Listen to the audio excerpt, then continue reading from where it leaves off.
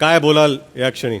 खरंच नाही वाटत आहे ट्रॉफी 100 दिवसांनी आली आहे माझ्या हातात.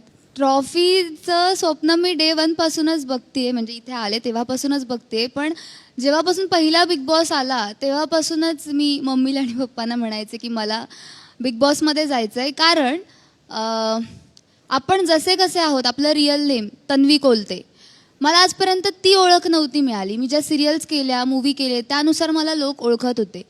मग त्यानुसार जे गेटअप असतं त्यानुसार लोक ओळखायचे. जर त्या गेटअपमध्ये नसेल तर लोक नाही ओळखायचे. आणि मला ते आधीपासूनच थोडीशी क्रेज म्हणा किंवा लहानपणापासूनच असं होतं की टी व्हीमध्ये दिसेल, लोक मला ओळखतील अशी गर्दी माझ्यासाठी कधीतरी असेल.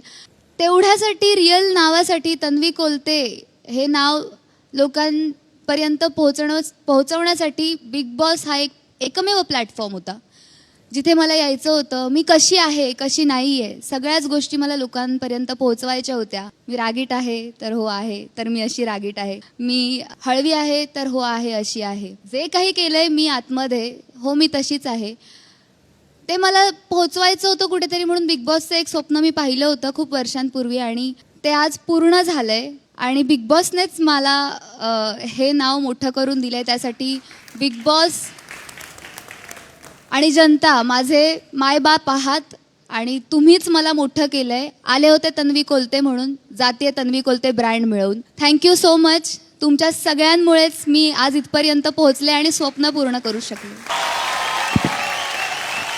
तन्वी, मनापासून तुमचं खूप खूप अभिनंदन. ग्रँड फिनाले आज रात्री 8 वाजता.